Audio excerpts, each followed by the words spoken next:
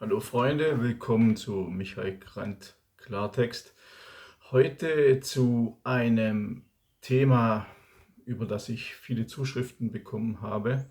Ich bin schon einmal darauf eingegangen, schon viele Jahre her, aber ich möchte noch einmal meine Recherchen hier zutage bringen. Und zwar existiert die Kanzlerakte.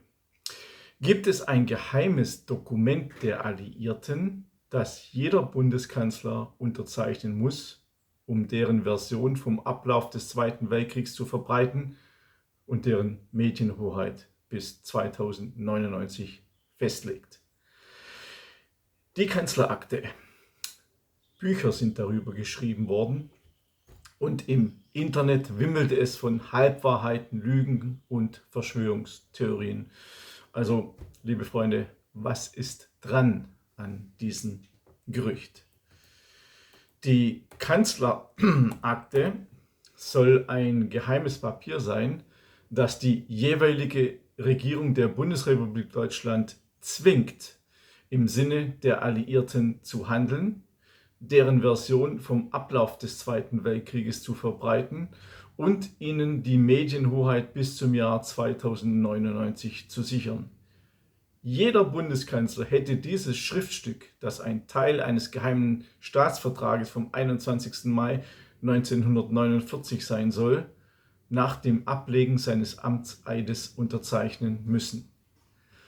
Hier sind die beiden Sichtweisen, die viele teils abstruse Theorien in die Welt gebracht haben. Pro, die Kanzlerakte existiert. Für diese Behauptung gibt es nur einen einzigen Beleg, und zwar das Schreiben eines Staatsministers Dr. Rickermann vom Bundesnachrichtendienst. Ich werde später noch einmal darauf eingehen. Weitere Nahrung für die Existenz der Kanzlerakte gab ein Interview mit Egon Bahr, dem wohl wichtigsten und einflussreichsten Berater Willy Brandts, in der Wochenzeitung Die Zeit am 14. Mai 2009. Hier einige Auszüge. Ich zitiere: Es war an einem der ersten Abende im Palais Schaumburg, nachdem Willy Brandt dort eingezogen war, schreibt Egon Bahr. Ich brachte Brandt meinen Entwurf für einen Brief an seinen sowjetischen Kollegen Kosygin. Brandt war wichtiger zu berichten, was ihm heute passiert war. Ein hoher Beamter hatte ihm 3 Briefe zur Unterschrift vorgelegt, jeweils an die Botschafter der 3 Mächte, der USA, Frankreichs und Großbritanniens, in ihrer Eigenschaft als Hohe Kommissare gerichtet. Damit sollte er zustimmend bestätigen, was die Militärgouverneure in ihrem Genehmigungsschreiben zum Grundgesetz vom 12. Mai 1949 an verbindlichen Vorbehalten gemacht hatten. Als Inhaber der unkündbaren Siegerrechte für Deutschland als Ganzes und Berlin hatten sie diejenigen Artikel des Grundgesetzes suspendiert, also außer Kraft gesetzt, die sie als Einschränkung ihrer Verfügungshoheit verstanden. Unter anderem angeblich auch die Medienhoheit, obwohl dies von Bahr nicht erwähnt wird. Bahr weiter: Brandt, ich zitiere, Brandt war empört, dass man von ihm verlangte, einen solchen Unterwerfungsbrief zu unterschreiben.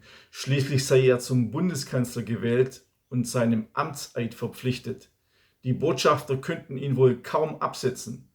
Da musste er sich belehren lassen, dass Konrad Adenauer diese Briefe unterschrieben hatte und danach Ludwig Erhard und danach Kurt Georg Kiesinger.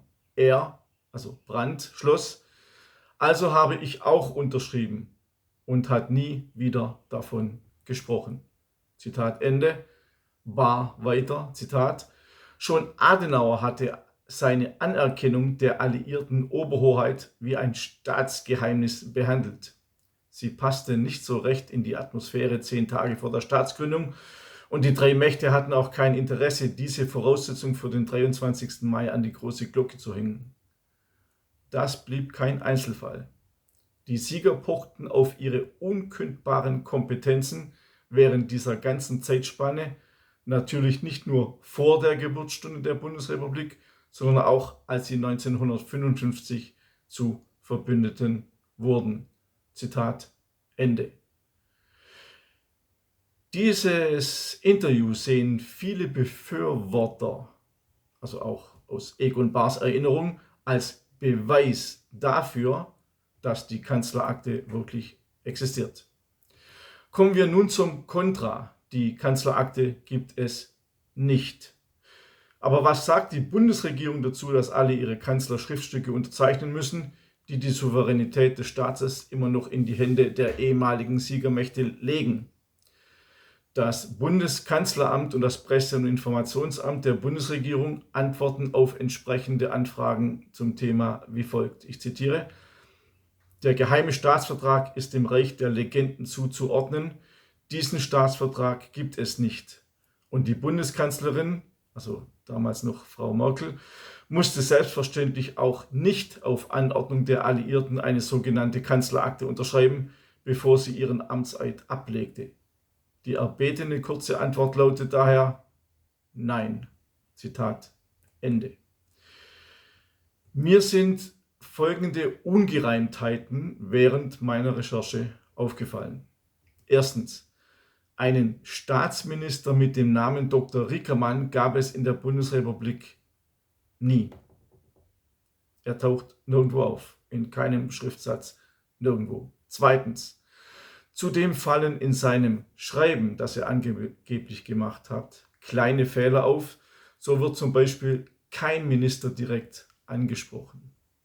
Eine weitere Ungereimtheit in seinem Schreiben, dass die Kanzlerakte existiert, also von Minister Dr. Rickermann, war: Warum steht als Anmerkung, dass das Original bitte vernichtet werden soll, wenn Dr. Rickermann gleichzeitig den Vermerk ZDA, also zu den Akten, anbrachte?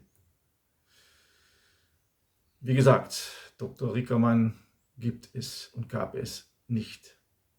Doch was ist mit den Aussagen von Egon Bahr? Nun, Bahr hat lediglich von Briefen gesprochen, bei denen es um die Zustimmung zu Vorbehalten der Alliierten aus ihrem Genehmigungsschreiben zum Grundgesetz vom 12. Mai 1949 gehen soll. Kein Wort über eine angebliche Medienhoheit, die man abgeben müsse. Die Vorbehalte der Alliierten sind veröffentlicht im Internet, auch da habe ich nachgeschaut unter www.verfassungen.de, Grundgesetzgenehmigungen. Auch hier kein Wort von einer Medienhoheit. Zudem handelt es sich dabei lediglich um Erinnerungen Egon Bahrs und die Frage sei erlaubt: Wenn angeblich alle Kanzler seit Adenauer den Vorbehalten der Alliierten zum Grundgesetz zustimmen mussten, warum wird das erst jetzt öffentlich? Es gab doch bestimmt viele Mitwisser, die sich in den letzten Jahrzehnten hätten profilieren können. Mein Fazit daher: Meinen Erkenntnissen nach gibt es für die Existenz der Kanzlerakte keine seriös verifizierbaren Beweise. Der einzige tatsächliche Beweis dafür ist das Schreiben von Dr. Rickermann, und das ist offensichtlich eine Fälschung, weil es hat ihn nie gegeben. Dennoch, wenn mir jemand einen wirklichen Beweis vorlegen kann, der auch vor jedem Gericht standhält, lasse ich mich gerne überzeugen. Bitte abonniert auf www.michaelgrant.de meinen Newsletter. Dort gibt es jede Woche ein neues Aufregerthema. Dort ist alles über meine Bücher, über meine Arbeit und viele Videos auch zu meiner Hitler-Buchreihe. Bis zum nächsten Mal, euer und ihr Michael Grant.